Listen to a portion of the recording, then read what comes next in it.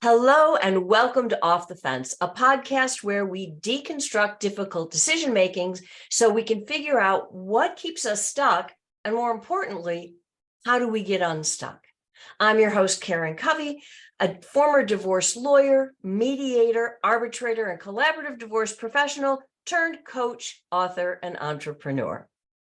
With me today is Leighann Lovely, and Leighann has a BA in business with an emphasis in human resources. She has nearly 20 years combined experience in human resources and staffing.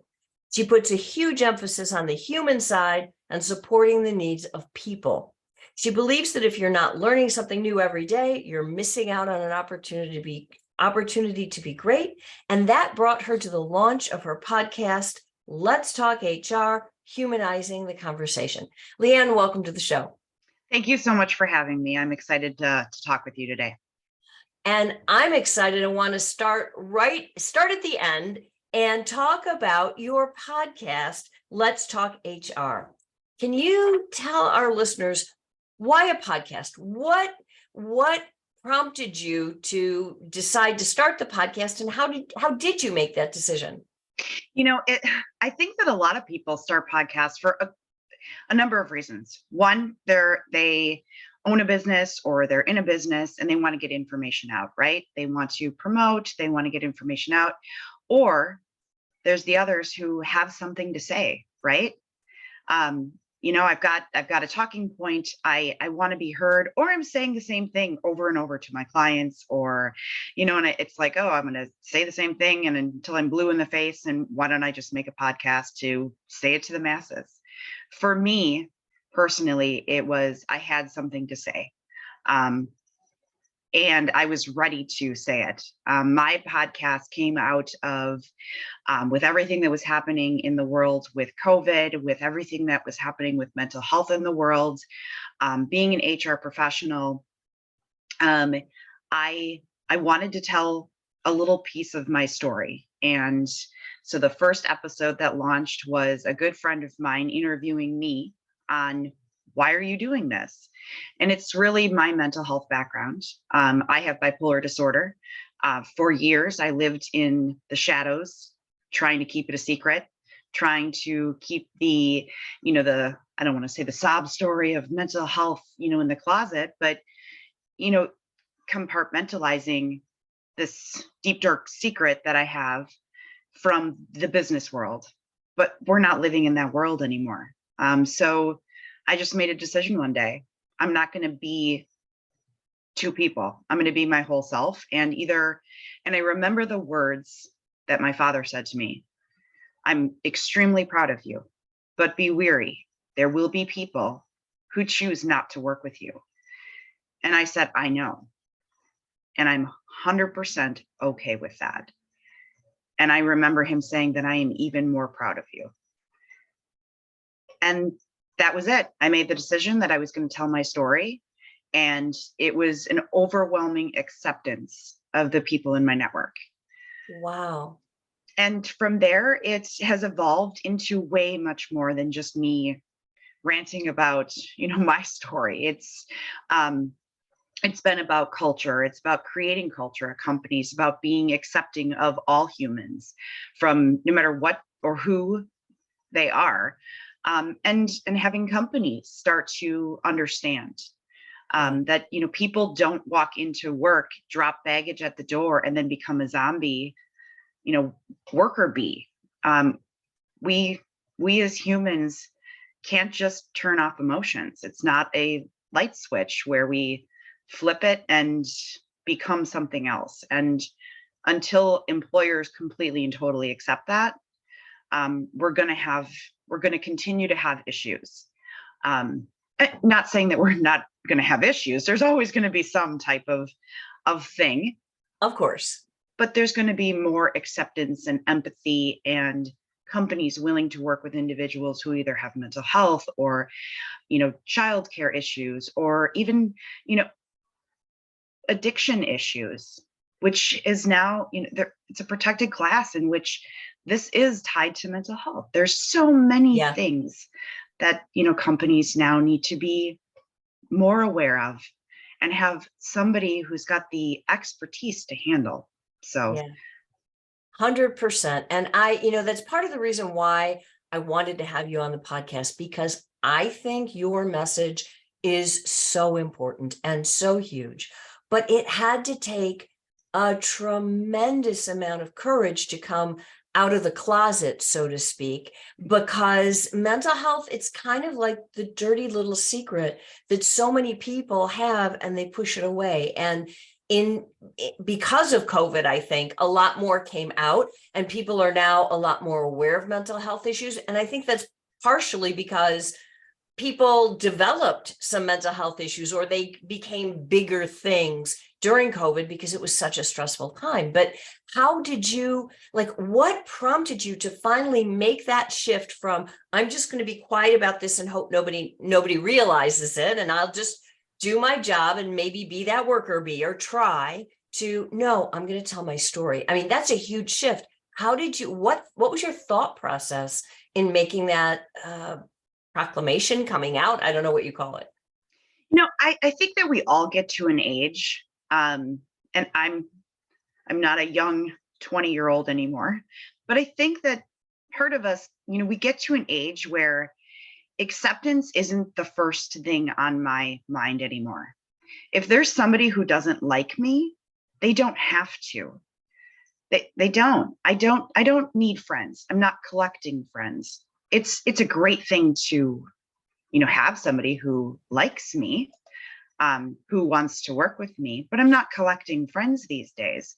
So when I made that decision, it wasn't about, are these people going to like me? Are they going to accept me?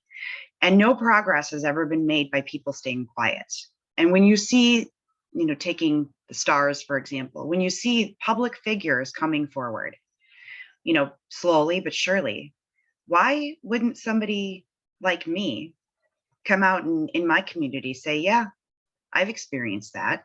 It takes people like me to pave the way for the younger generation to say, it's okay, because I'm not going to live the way that I lived when I was younger, or the way that my mother lived, or the way that her mother lived.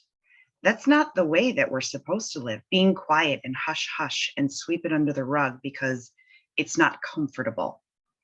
Yeah, It, I think that's huge. And you've really put your finger on something. And I think I commend you for having that strength and looking at the people who are coming behind you and saying, this is a road I want to pave because it's important, because it matters. But as someone who recently started your own business, well, kind of recently, that had to cross your mind. Like, is this going to affect my ability to do business? So, how did that play a role in your decision? Or maybe it didn't at all. it didn't. It didn't at all, because there are plenty of people out there who think just like me. There are plenty, and there is business to be had everywhere. And again, it comes down to, if I do great at the job, at the work that I do, the people who I want to work with will respect me for who I am. And let me repeat, the people who I want to work with will respect me for who I am as a whole person, not just as the, oh, okay, so, she's great when she's not, bipolar. And again, I don't want anybody to take offense to that, because, I have bipolar disorder. Now, I've had it under control for many, many years. So I can't speak to, going through the cycle that many men and women still are continuing to go through. I've managed to stay balanced and have my, mental health under control for many, many years. But if there are people out there who choose not to work with me because they're afraid or uncomfortable or don't understand it, I'm open to talking about it. Or you can choose not to work with me, and I'm okay with that. It's part of what I chose when I decided to talk about it. And it wasn't a hard decision once I wrapped my head around what could happen. What could happen? The pros and cons. People could choose not to like me. They could choose to be afraid of me. They could choose to not, hang out with me, but what is the benefit? The benefit far outweighs. And that's what it comes down to in every decision I make. Yeah. And that, I think that's so important. I want to just pick out something that you said, because it's very, very important, especially for people who are entrepreneurs, who are in business. I mean, you said that, the people who are right for you, the people who are your clients, your tribe, they're going to find you and they're going to work with you, and they're not going to care that you have bipolar disorder, right? As a matter of fact, that will make you a better fit for some people than for other people. But that is so important, and such an important message to get across to people, whether you're an employee, but especially if you own your own business. You don't want to work with everyone. You're not meant to. And the people that you can say, they're not my people, if you have the strength to do that, instead of trying to make everyone happy, you're going to have a better business and a better life, and probably so will they. Mm-hmm. Well, and if you historically think of businesses who try to serve everybody, they usually miss the mark anyways.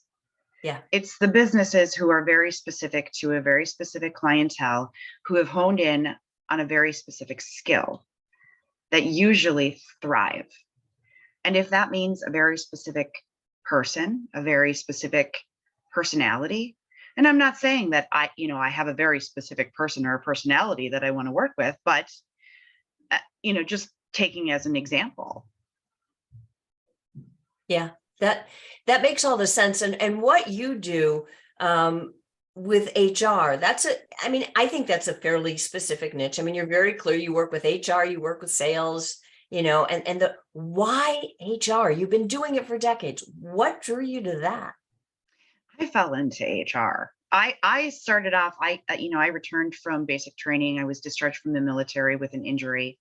I went and worked in a factory while I was looking for a job.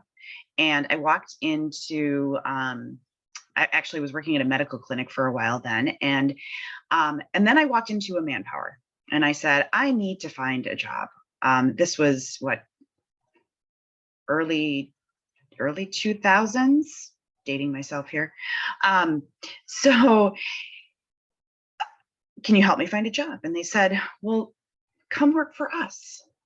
I was in school for computer programming, and I just loved the idea of helping other people find their perfect fit. And so I quickly decided, well, not quickly, I was a degree or a class away from getting my degree in computer programming, my associates. And I decided I don't want to be a computer programmer. So I switched my degree to my bachelor's degree, and then set off on that course. And stayed in recruiting, came up doing a high level recruitment, you name it. I probably did it, finance, accounting, IT, and just fell in love with that. And during this time, all the recruiters that I knew all wanted to go into corporate HR. That was their dream. I'm gonna do this. I'm gonna get my degree. I'm gonna go to corporate HR. Well, this was before 2006, 7, and 8. And then, of course, at that time, every single HR department just pared down to from a team of 5 or 6 to 1. And it was tough. It was really tough. Did consulting work for a while, and eventually decided that I wanted to go on the sales side. I did some things here and there, and ended up back in the staffing industry, but on the sales side. And that's where I thrived. I love to be able to consult with my clients, but on the sales side, I loved the chase. I love it's just absolutely love that. But being able to, again, consult with my clients, help them problem solve, help them figure out, well, do we have a hiring problem, or do we have a retention problem? Do we have a,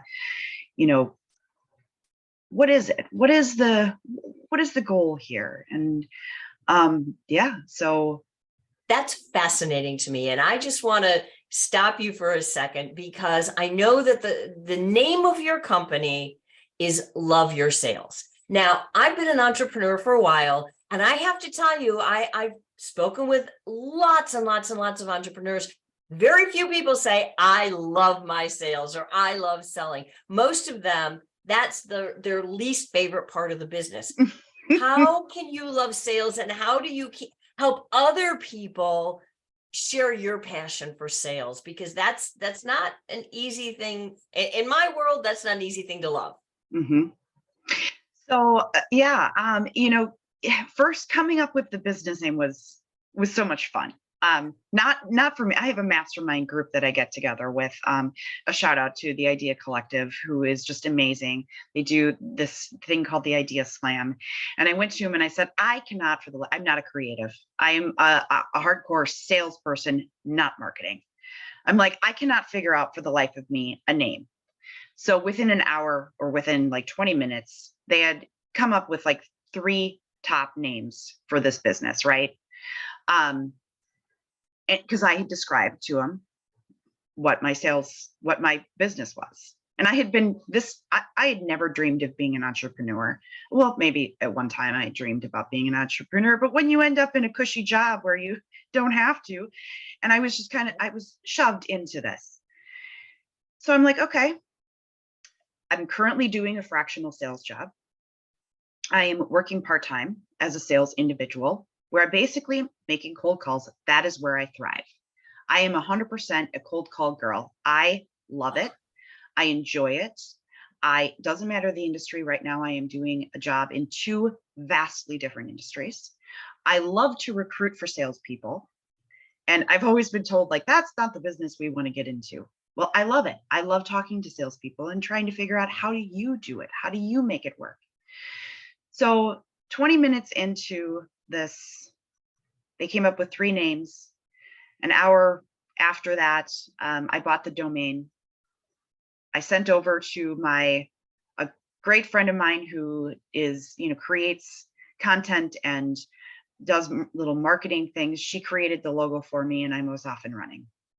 Okay. All right. So you go to this mastermind, they come up with an idea, and within an hour, you're like, yes, I got the domain. Let's do this. And I know you and I have talked before about how you make decisions really quickly. How in heaven's name did you do that? Again, what is the worst thing that can happen? People are like, what the heck is the name of this? Or I hate it. And it crashes. I spent $20 on the domain.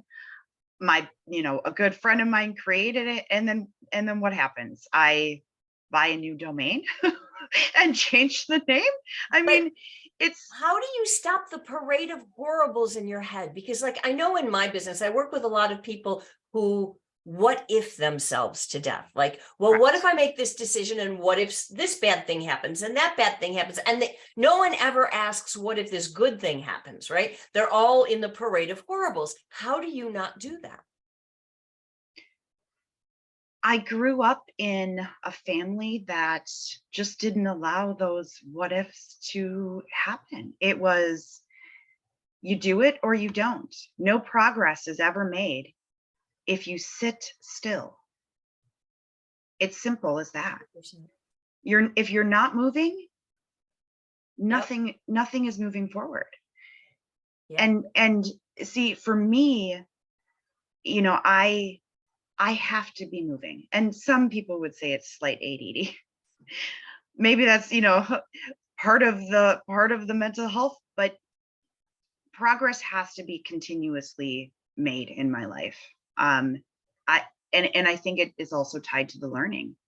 I'm constantly sucking up information, keeping that information in. And I always think, what is the worst thing that can happen? Now, obviously, bigger decisions, they take a little bit more time. Financial decisions. Mm-hmm. I'm going to buy a house. I'm not going to go out and go, oh my gosh, I'm just going to buy this house. That obviously takes much more time financially. Can I afford this? Can I do this? Those are more impactful in your life. But the little things, if I do this, what is the outcome? Is it immoral, illegal, unethical? No? Okay, those boxes are checked. Now, what is the impact, that will have the negative impact? It's minor. There's no major impact if I make this decision. What is the benefit? Okay, here's the benefit if I make this decision. And if the negative impact is very, very low, the decision is made. Yeah. That I move forward. If that's waning on the high, then it's okay. We need to think about this. Let's run it past somebody else. Let's, throw this across, talk to my husband about it, talk to my, the other people in my life that are, confidants in my world, and make sure that I'm not being too hasty. Make sure that I'm not doing, something that's not so smart. But for the most part, we make a million decisions a day. Do I have another cup of coffee?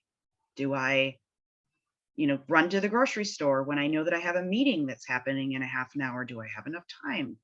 Yes, no. We make a million unconscious decisions a day. And we don't have a problem doing that. It's the conscious decisions that our brain gets caught up in, and all of a sudden we're like, oh my God, and we become paralyzed in fear. It's a mindset thing. We need to remove. 100%. Yeah. I think you've nailed it. I think you got right. It's the whole mindset thing for big decisions anyway. I mean, small decisions, to go through an entire, intricate decision-making process would take too long. You'd never decide what to have for dinner if it took you half an hour to figure it out, right? These are the things you do. But for the bigger decisions, I think mindset is so important. I mean, do you have any tips or tricks or advice you can share with the audience about how you keep your mindset in the place where it's working for you so that you can make those important decisions without constantly second guessing yourself? When I make those, if I'm getting locked down and I'm struggling and I'm in that state of going back and forth of should I or shouldn't I'll write it down. I write down, here's the big decision. Here's the pros, here's the cons. And then I'll lull over it. Not for an hour, not for 2 days, not for a week. I'll lull over it. And if I'm still stuck, that's when I engage somebody else and I go, here's what I'm thinking about. I'm not afraid. And here's where I think people get stuck. Well, gosh, I shouldn't bring, this is not that big of a deal. I shouldn't bring somebody else in. Why not? Why not? I mean, I have good friends where I'm like, hey, I'm going to text this group of people and be like, what would you do? Like, yay or nay? And my friends will be like, nay, like, what are you thinking? And I'm like, oh, okay, fine. That's a stupid idea. Or I'll, when it came to the business name, as soon as that name came up, I text my family. Actually, I have 2 brothers. They're both married. I have my mom, my dad, their spouses. I text the 3 names and said, vote. And within a couple of minutes, they all voted. I went back to the mastermind group that I was still on and said, here's their votes. What are your votes? And it came down to everybody really liked Love Your Sales. And I won't tell you the other ones that were on the table because there were some fun ones on the table, and it was hands down, boom, decision made.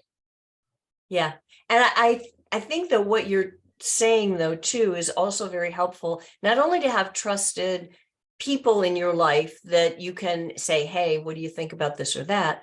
But also the idea of a mastermind, the idea of having other people in the business world, when you're talking about a business decision, that is, to have other people who are in the same environment or world that you're in, and you can go to them and say, hey, what do you think? And get some expert feedback, and get feedback from people who actually care about you. Yep. I think is huge. It's really huge. And sometimes, and you made the comment about people who care about you. Sometimes you need to take it to people who are completely unbiased, because sometimes absolutely true. Sometimes the people who care about you are too close to it. So take it to somebody who's like, I don't really care one way or another, but this is what would get my attention. Yeah. That I think you're right about that too. Sometimes the people who care about you so much that they can't give you that unbiased, thoughtful advice, even though they want to and they mean well. The advice they give you is more sometimes from a place of fear. Like, we don't want you to do something stupid, so we're going to say, don't do this. Not because it's a bad idea, but they don't want to see you hurt. Correct. So it's about knowing who to ask when too. Right. So goes back to the peer pressure. Like all the kids are like, yeah, jump off that cliff. And your family will be like, no, don't jump off that cliff. I know. And sometimes entrepreneurship does feel like you're jumping off that cliff. But I want to switch gears a little bit and go back to the HR, because not only are you making decisions in your own life, but you help other people in HR. I mean, there's got to be 1,000 different kinds of decisions that you help people make. What are some of the biggest ones in the HR realm? What kinds of decisions are you helping your clients make? I focus mainly on the staffing, mainly in the staffing world. And it's mainly associated with hiring. It's associated with, it's, yeah. So I've honed in mainly on that. And, some of the things that kind of shout out to me, it's a lot of times the questions of, I've had individuals, like, this is an awesome candidate, really want to hire them, and the number one thing that I get is walking my clients through the fears of, well, do I hire this person knowing certain information about, and I'm trying to, I can see you're trying to not be sensitive. Yes. There's always situations where clients, without knowing, are on the edge of legality. And you want to make sure that they're not being biased due to things that they're not supposed to be. So those are a lot of the conversations that I have, kind of taking the clients off the edge of, it's very sensitively, you can't not hire this person for that reason. And it's amazing how much it still comes up today. You cannot choose not to hire this individual for that reason. And then it's the conversation, can they do the job? Do you believe that they will be good at the job? And it usually is always, well, yes. Then there is no reason why you shouldn't hire this individual. And and it's amazing how often I have that conversation. And sometimes it comes down to, no, they don't check that box. And it's like, okay, well, then you part ways. And now you have a legal and valid reason for passing on this person. Yeah. But it happens still to this day. And it's not the person's not blatantly trying to, but those are still things that are happening in today's society. And I'm glad that companies come to people like me to help with those hiring things, and then actually feel comfortable enough with me to have those discussions, because 9 times out of 10, if it is something that they're worried about, years ago, I had a hiring manager come out of an interview and say, I'm pretty sure this individual's on drugs. And I'm like, I had to sit her down and say, this person's not on drugs.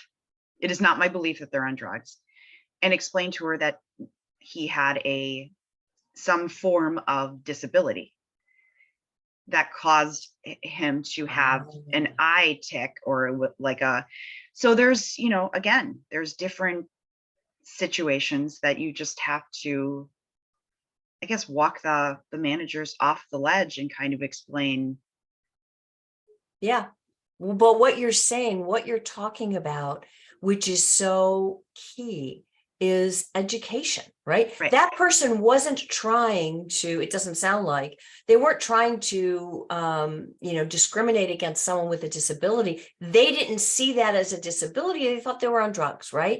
And Correct. so having you there to educate them about this is the manifestation of something else, and this is what I think. And also, it sounds like you also have to educate your clients about this is what you can and can't do under the law. Some people probably legitimately don't know, and they're doing things that maybe they shouldn't be doing because Right. they don't know any better.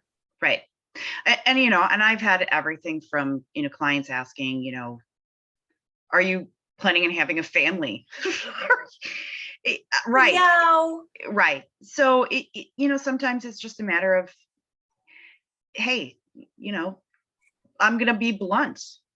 You can't ask my candidates what year they were born, or if they're planning on having a family, or if they, what year they graduated high school, because then if you choose not to hire them, they could try to come back and say it was age discrimination. Yeah. Um, and again, often, as long as if the candidate fits the role, often in the end, the person ends up hiring these individuals, which is great, because then we've gotten, the message came across, we've gotten through it, and the person obviously was truly trying to, they're innocent in any discrimination. They just didn't know any better. Right. But it's amazing how even in today's age, or in today's world, we are still very naive to what we are allowed and not allowed to ask during the hiring process. Yeah, that's crazy. And it's crazy that this level of we'll call it potential discrimination still exists for whatever reason, because people just don't know any better. They haven't educated themselves, or maybe, in some cases, I'm sure there's a lot of intentional stuff going on as well. But Right. Right. it's just mind blowing that in this day and age that still happens. And what rings in my ears is I speaking to employment attorneys. I just recently interviewed one on my podcast. She, and this is not specific to necessarily what we're talking about, but she had said to me, the government makes laws, they create laws, but they don't care, or and I shouldn't say they don't care, but they don't teach law. It is up to each individual company to stay abreast of what those laws are. They also it's their responsibility to make sure they understand what each protected class is, and what EEOC means, and what DEI means. I mean, most companies are severely behind on what DEI is, what diversity, inclusion, and or equity and inclusion actually means. I've walked into companies and they said we're extremely diverse, and they have every race, every sex, every on the manufacturing floor. But the minute you hit the office, you have all white males. And you think, well, okay, that's great. Yeah. Oops. And again, it's a work in progress. But in order to really truly be diverse, you need decision makers. Yep. To be this, to be that diverse, because that's where it starts. That's where the progress truly starts. Yeah, 100%. Sorry, I digress. No. This has been fascinating. And I think it's something that every employer should hear, listen to, and dive into more. I'm a little biased, I'd say, with you, but definitely dive into. You can't work with everybody in the world. And now I'd like to just wrap this up by throwing you a bit of a curveball, if that's okay. Absolutely. And yeah, I knew it would be with you. But let me ask you this. What do you think is the best decision you've ever made? Could be personal, business, career, anything. What's the best decision you've ever made? In my life? Yeah, whatever comes to mind. Well, the best decision that I've ever made in my life was when I was diagnosed with bipolar disorder, was to dig in and get help. Because every Yeah, decision that came after that was contingent on my being healthy. that's amazing. So thank you for sharing that. Thank you for sharing your story and all of the information that you have here today. Just sort of to bring this full circle, can you tell people where they can find you? I know you've got a podcast. I know you've got a website. Where can people find you if they want to? Yeah, it's funny. I've got like 5 email addresses. So Okay. I'll start with this one. If you are looking to find me, you can find me on LinkedIn. I am absolutely there. If you're looking to check out my podcast, you can. It is Let's Talk HR, Humanizing the Conversation. That is at HTTP, that whole thing. The whole thing. Let's dash talk HR.com. Yeah, that's really the best way to find me. But it's also, you can email me at let's talk. Let's talk HR at yahoo.com. So you'll find me. I'm all over LinkedIn. You know what? We are going to link to all of that in the show notes anyway, so don't worry about a thing. Leighann, it has been lovely. And for those people who are listening, if you like what you heard, if you want to hear more of it, please give us a thumbs up, like, subscribe. Feel free to comment if you're watching this on YouTube. And I look forward to talking to you in the next episode. Thank you so much.